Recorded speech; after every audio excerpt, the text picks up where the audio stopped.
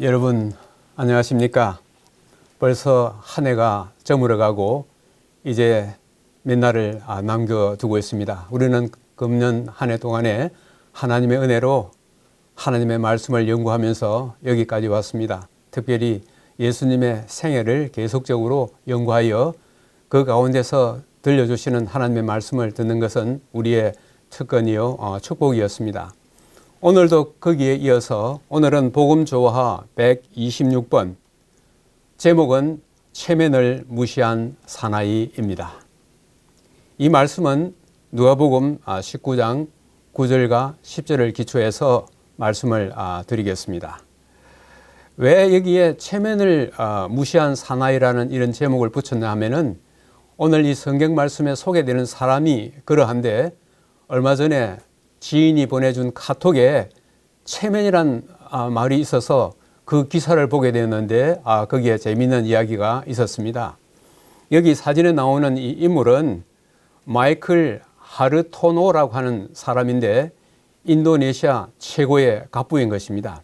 그런 그가 하루는 허름한 옷을 입고 어느 노점 식당에서 밥을 먹는 그 장면을 어떤 사람이 사진을 찍어서 올린 것입니다. 사진을 찍어 올리면서 거기에 붙여진 말이 어떤 말이었냐 하면은, 허세를 부리는 사람들은 체면을 바라지만은 진짜 부자는 맛을 추구한다. 그는 최고의 부자였기 때문에 최고의 옷을 입고 최고의 식당에서 그의 체면에 맞게 식사를 할 수 있었지만은 그는 그 모든 것을 갖다 다 팽개치고 허름한 옷을 입고 그 다음에 이 노점 식당에서 그가 좋아하는 음식을 맛보기 위해서 여기에 온 것입니다. 바로 자기 자신이 살아가는 데 있어서 외형적인 어떤 모습에 거기에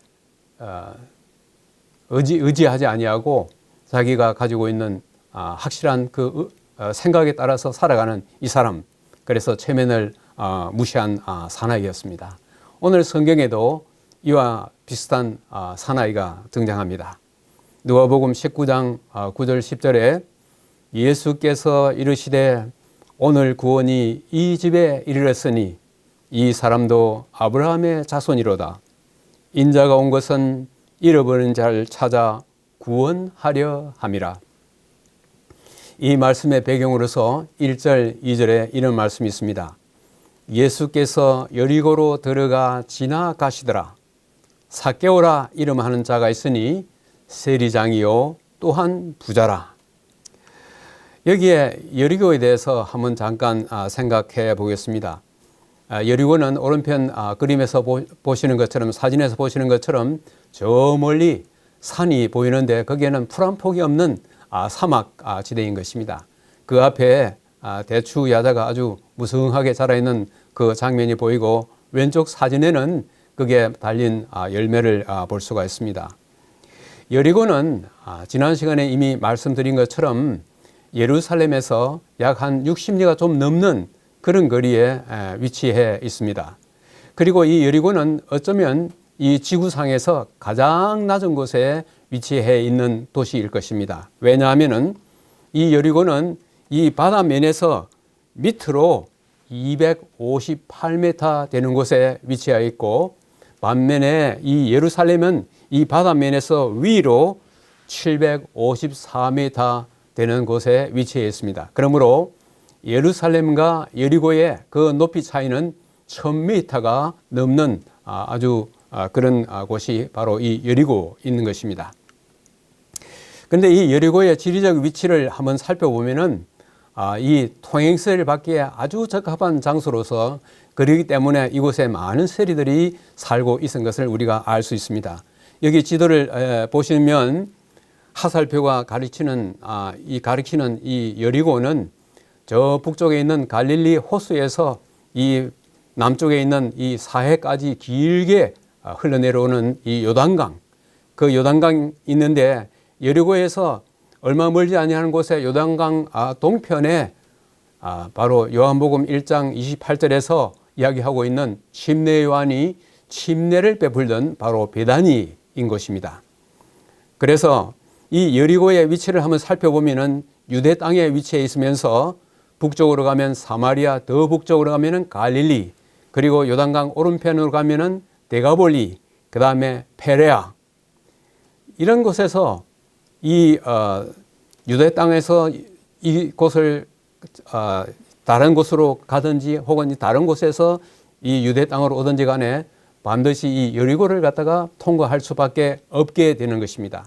그렇기 때문에 이 여리고는 지리적으로 여러 가지의 이점을 안고 있습니다. 여기 보면은 많은 대상들이 이곳을 갖다가 통과하였는데, 특별히 절기 때가 되면은 절기에 참석하기 위해서 많은 사람이 이것을 통과하고 있는데, 이때는 예수님이 이제 곧 유월절 때에 십자가에 돌아가실 시간이 다가오는 것입니다.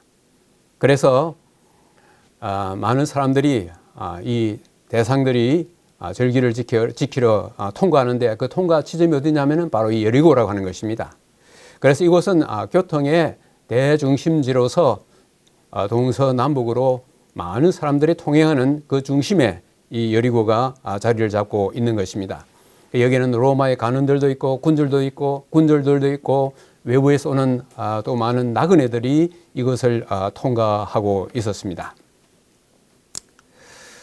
자, 오늘 여기 삭개오가 소개되고 있는데, 그의 이름은 삭개오고 세리장이요 또한 부자라, 이렇게 이야기하고 있습니다.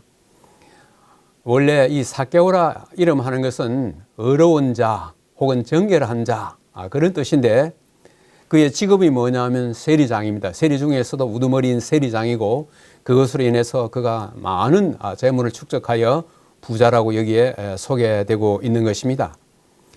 이 삭개오는 그가 세리였기 때문에 그가 나중에 그의 이 세리가 하는 일반적인 일을 통해 가지고 처음에 그 부모님이 이런 사람이 되라고 지어진 그 이름에 정반대로 이 부정한 사람이 되고 의롭지 못한 불의한 사람이 되게 되었습니다.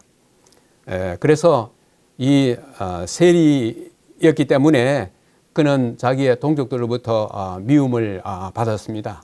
우리가 잘 알고 있는 것처럼 그 당시 로마를 위하여 동족들로부터 세금을 거두어서 주는 그 일을 했는데, 이들이 법이 정한 그 세금만 부과하면 좋은데 거기에다 부당하게 덤으로 세금을 더 많이 착취했기 때문에 그들의 동족들로부터 미움을 받은 것입니다.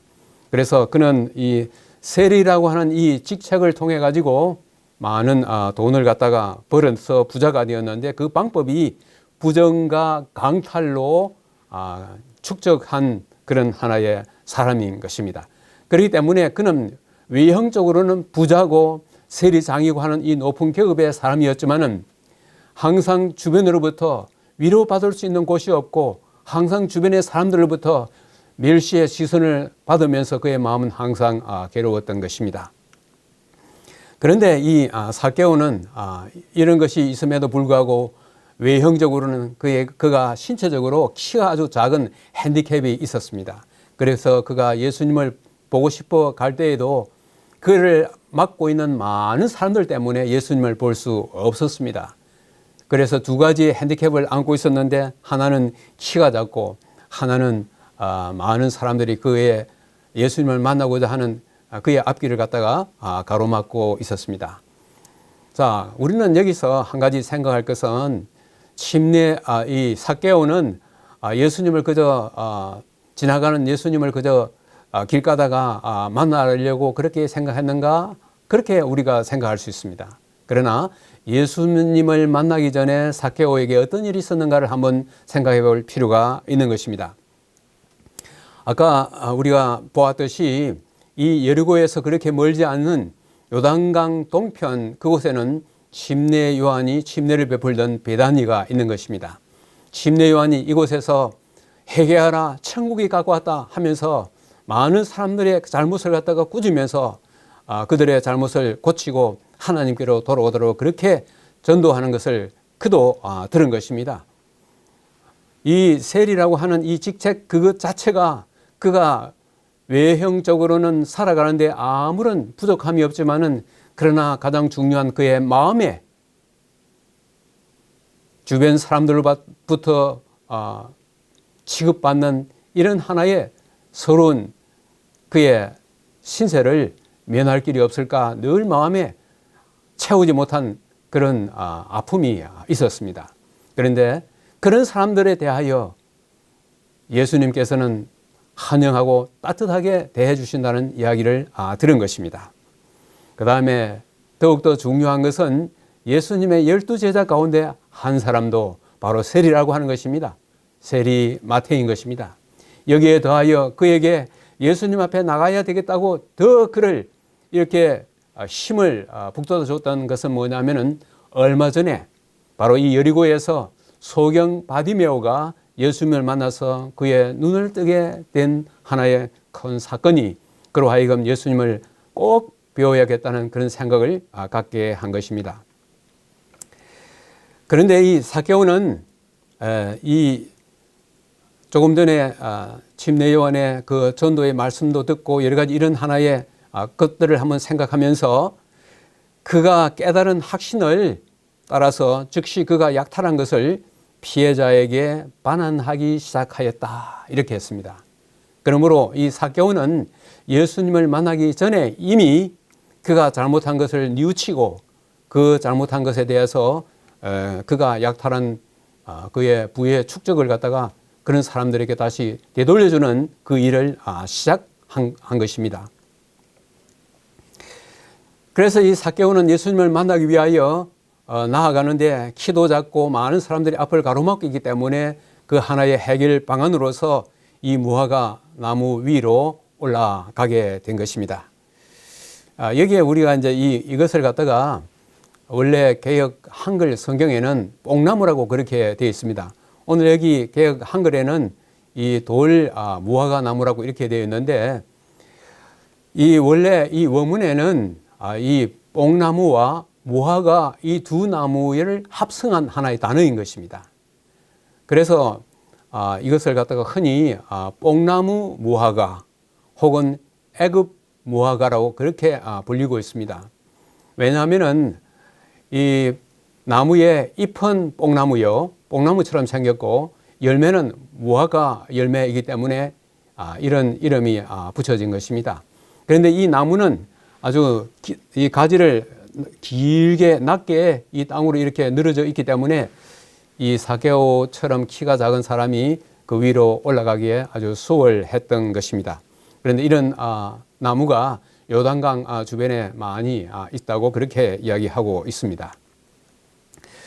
그래서 이 삭개오는 예수님을 만나기를 그토록 하고 바랬지만은 여기에 있는 말씀처럼 말도 못한 세리장의 갈망이 예수님의 마음에 도달하였다. 우리 지난 시간에 살펴본 이 소경 바디메오는 예수님이 지나가신다는 그 소식을 듣고 그의 길을 활짝 열고 예수님 마침내 그 앞을 지나간다고 생각하고 있었을 때에 그는 큰 소리로 다윗의 자손 예수여 나를 불쌍히 여기소서, 다윗의 자손 예수여 나를 불쌍히 여기소서 그렇게 큰 소리로 외치고 그의 마음, 그의 예수님을 만나고 싶은 그 마음을 갖다 그렇게 표현했습니다. 그러나 이 삭개오는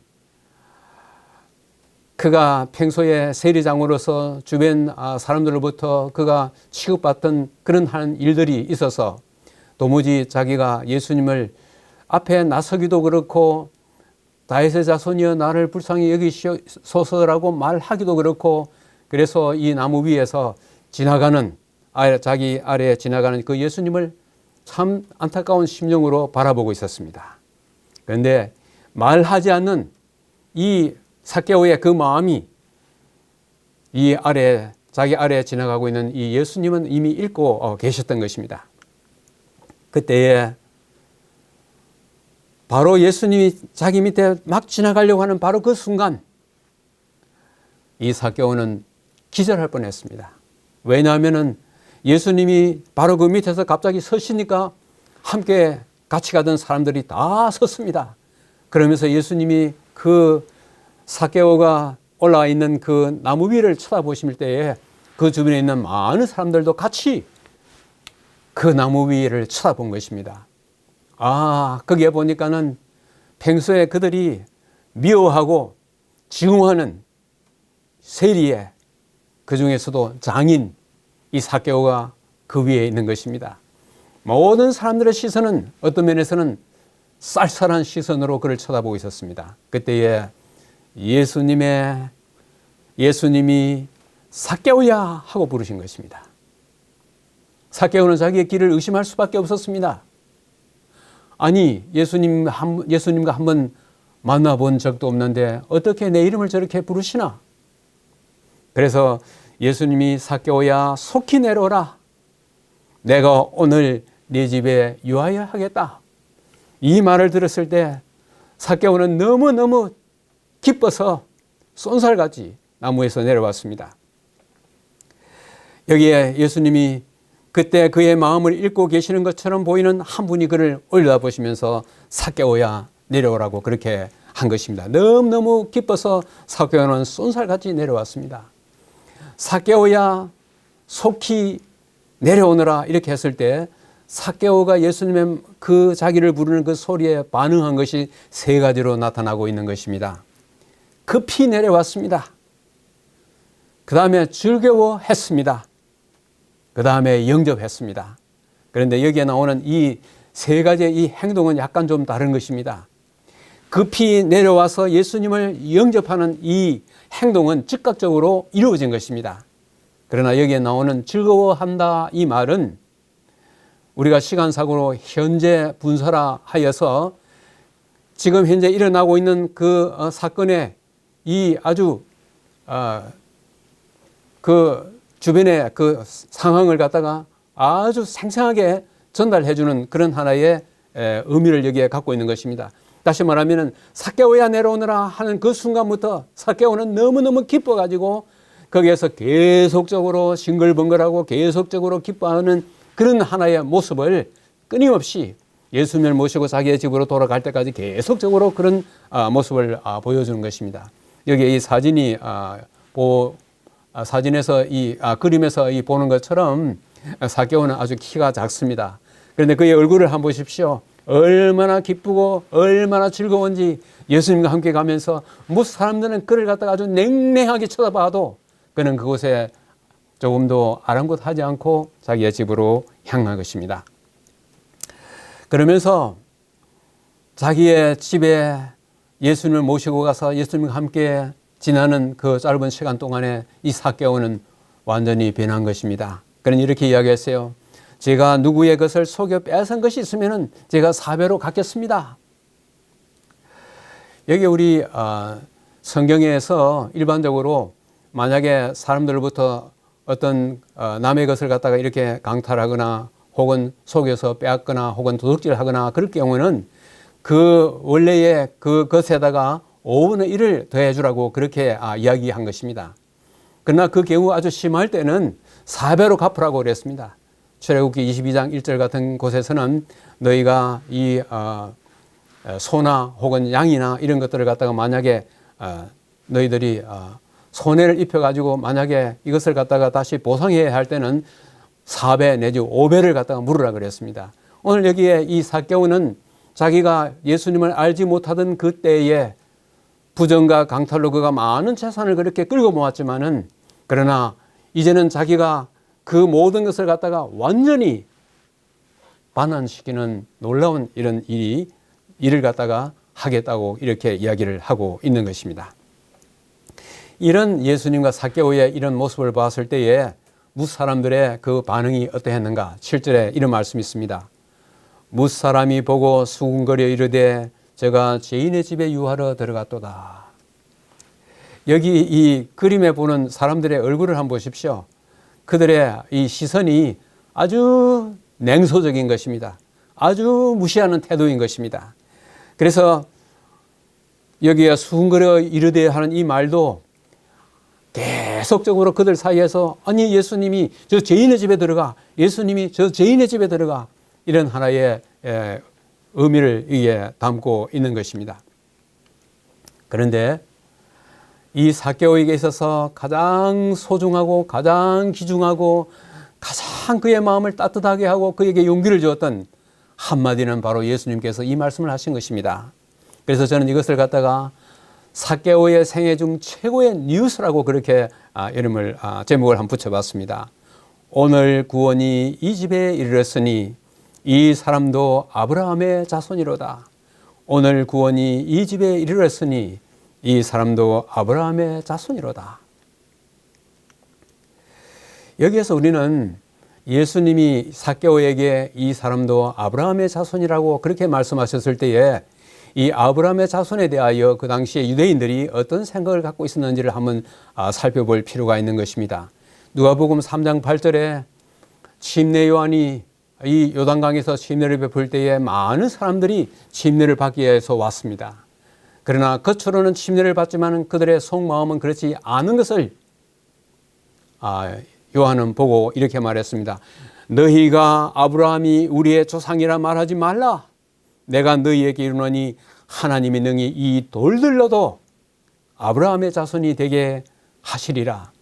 유대인들은 그들이 족보상으로 육신적으로 아브라함의 후손이기 때문에 그들은 하나님의 축복을 받도록 되어 있고 그들은 하나님의 나라에 넉넉히 들어갈 수 있는 그런 사람들로 생각하고 있었습니다. 그러나 그들이 멸시하는 저 이방인들, 또 여기서 말하고 있는 이 세리나 죄인들은 그런 것에서 완전히 배제되는 사람들이라고 그렇게 생각하고 있었습니다. 그때에 침례 요한은 너희들 아브라함의 자손이라고 그렇게 자랑하지 말아라. 하나님께서는 이 돌들도 아브라함의 자손이 될 수 있게 한다고 그렇게 말씀을 했습니다. 여기에 대해서 이 사도 바울은 갈라디아 3장 7절에서 이렇게 말했습니다. 어떤 사람, 어떤 조건으로 아브라함의 자손이 될 수 있는가? 여기 이렇게 말했습니다.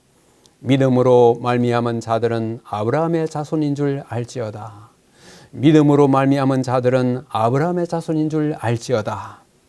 바로 얼마 전에 평생 소경이었던 사람이 눈을 뜨게 된 소경 바디메오도 그가 예수를 믿음으로 아브라함의 자손이 되었습니다.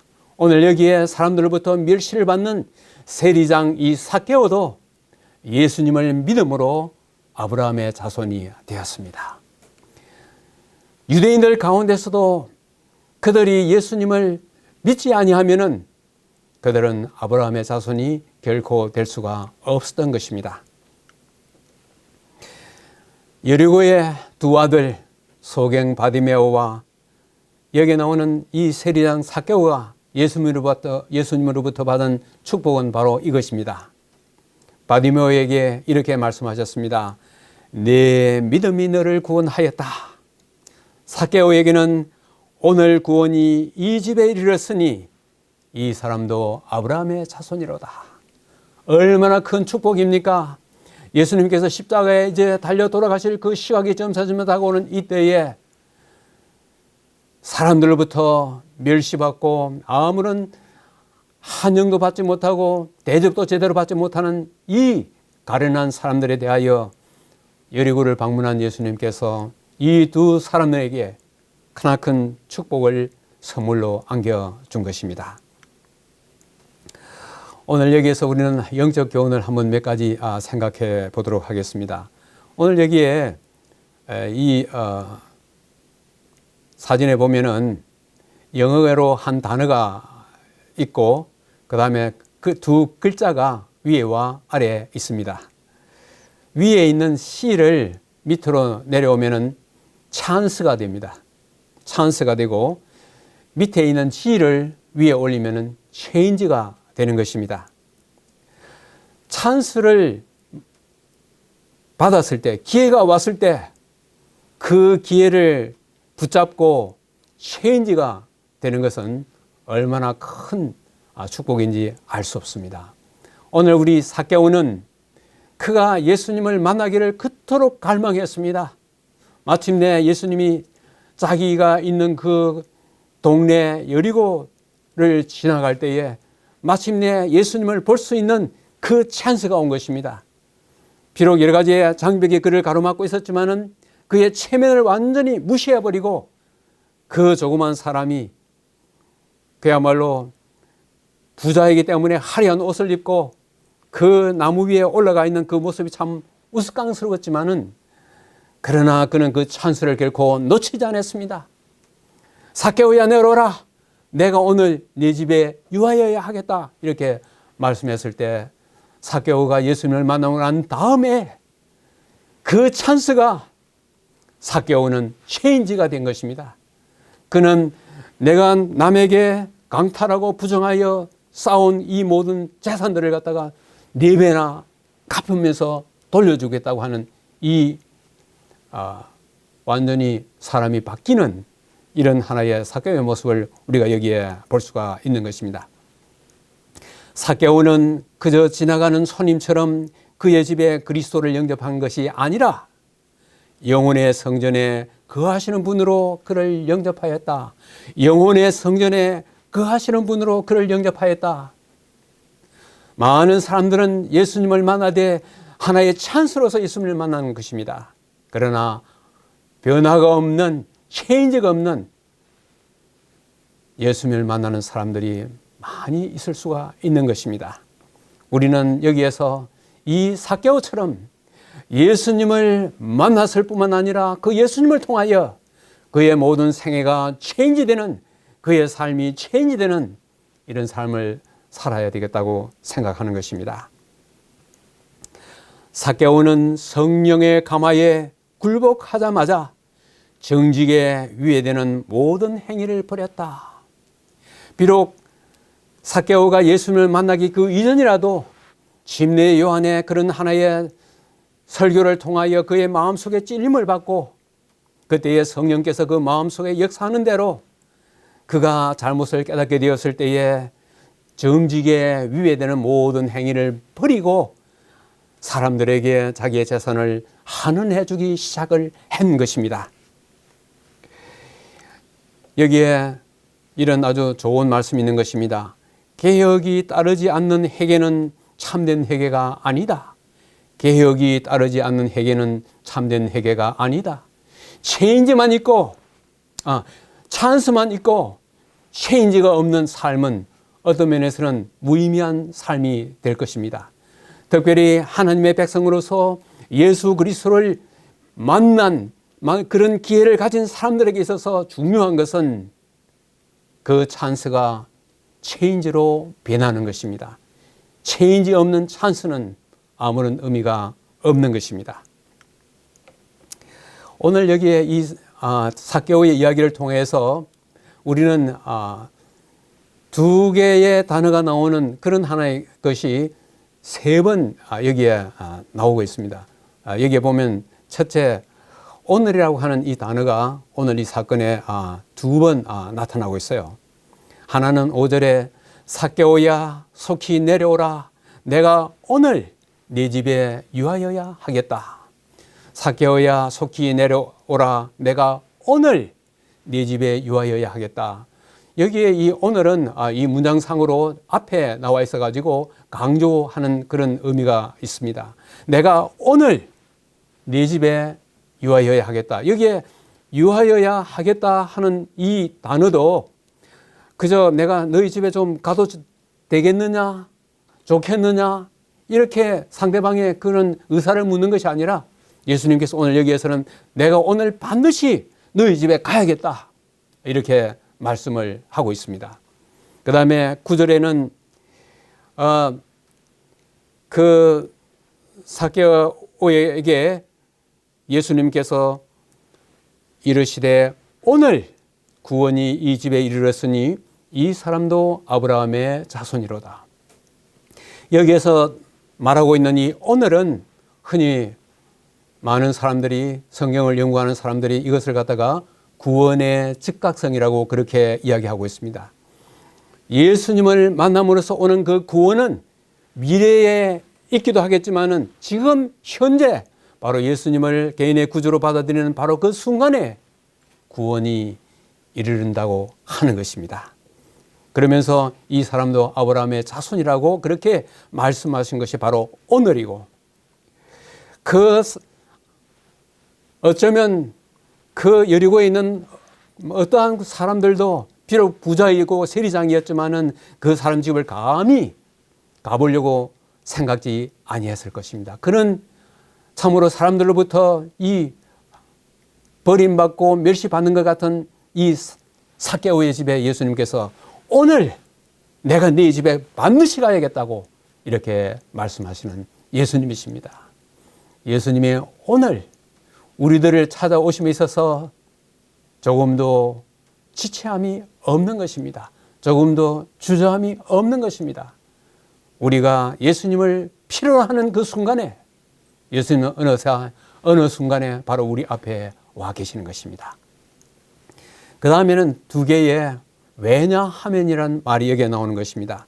삭개오야 속히 내려오라. 왜냐하면 내가 오늘 네 집에 반드시 유하여 하겠다.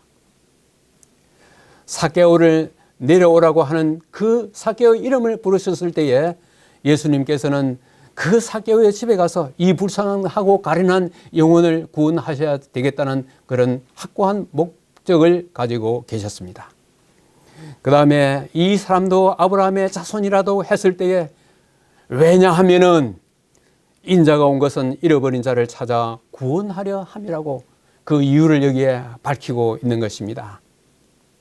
오늘 예수님이 찾아오신 것은 왜냐하면은 구원하시기 위하여 오신 것입니다. 자, 그 다음에 또 보라 하는 이 단어가 두 번 나오고 있습니다. 2절에는 이런 단어가 나와 있어요.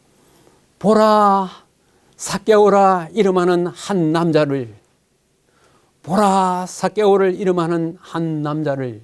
여기 나오는 이 보라는 일반적으로 우리가 저것 봐라 이것 봐라 했을 때 그런 일상적인 보라가 아닌 것입니다. 어떤 특별한 일, 어떤 특정한 것을 가리킬 때에 보라라고 하는 이 말을 사용합니다.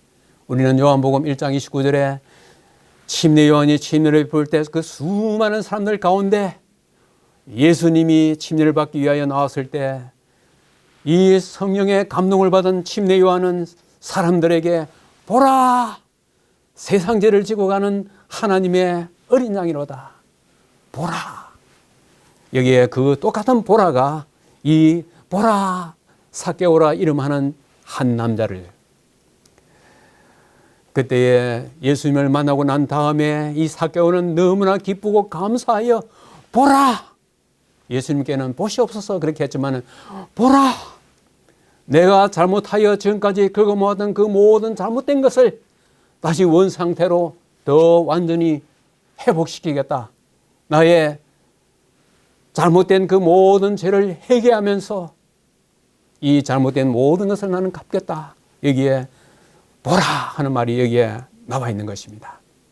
오늘 예수님이 찾아오셔서 이 세상에 희망 없이 보이고 어둠 속에 아무런 소망도 없이 살아가는 그런 사람들 구원하시기 위하여 이 땅에 오셨는데 예수님을 만난 사람에게 있어서 그들로부터 나타나야 할 중요한 하나의 열매는 보라인 것입니다. 보라 이 사람을. 오늘 우리도 보라 삭개오가 아니라 보라 우리의 자신들을 한번 돌아보면서 우리의 주변에 있는 많은 사람들에게 예수님을 대변하는 그런 사람들이 되면 얼마나 좋겠습니까? 오늘 저는 이 삭개오의 이야기와 지난 시간에 우리가 보았던 소경 바디메오를 생각하면서 이런 시를 한번 지어보았습니다. 제목은 여리고의 두 아들 소경 바디메오와 세리장 삭개오인 것입니다. 보라, 여리고의 바디메오를 평생 맹인이 빛을 보았다. 보라, 여리고의 삭개오를 평생 죄인이 해방되었다. 보라, 그 자비하신 음성을 내 믿음이 너를 구원하였다. 이 사람도 아브라함의 자손이로다. 보라, 이 말씀으로 이 해를 보내자. 이 말씀으로 새해를 맞이하자. 오늘의 말씀을 생각하면서 두 가지의 교훈을 한번 생각해 보고자 합니다. 첫째는 예수께 나아갈 때 그 길을 막는 우리의 체면은 무엇일까?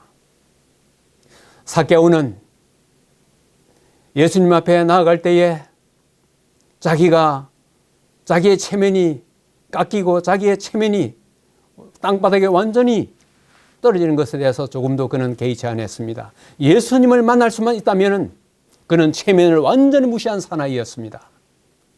우리도 예수님 앞에 나아갈 때 그 길을 막는 우리의 체면이 혹 어떤 것일까요? 그 다음에 두 번째는 예수님을 처음 만났을 때의 그 감격을 되새김질 해보면 어떨까? 삭개오야 내려오라 그랬을 때에 삭개오는 너무나 감사하고 너무나 기뻐서 끊임없이 싱글벙글하고 끊임없이 즐거워했습니다. 우리가 처음 예수님을 만났을 때 우리의 마음속에 있었던 그 감격을 그때 처음뿐만 아니라 지금도 앞으로도 계속적으로 이 감사하는 마음이 우리의 마음속에 있으면 얼마나 좋겠습니까? 이제 이 기해년 금년도 이제는 며칠 남지 않았습니다. 이제 새로운 새해 경자년이 이제 곧 다가올 것입니다. 여러분, 이 한 해를 보내면서 새해를 맞이하면서 이 소경 바디메오와 세리장 삭개오가 보여주었던 그들의 믿음과 그 불쌍한 영혼들에 대하여 예수님께서 나타나셨던 그 자비하신 음성을 듣는 한 해가 되시기를 간절히 바라면서 오늘의 말씀을 마치겠습니다. 오늘 말씀을 생각하면서 제가 이 한 해를 보내고 새해를 맞이하면서 또 오늘의 이 말씀을 생각하면서 우리 좋은 찬미가를 하나 생각하게 되었습니다.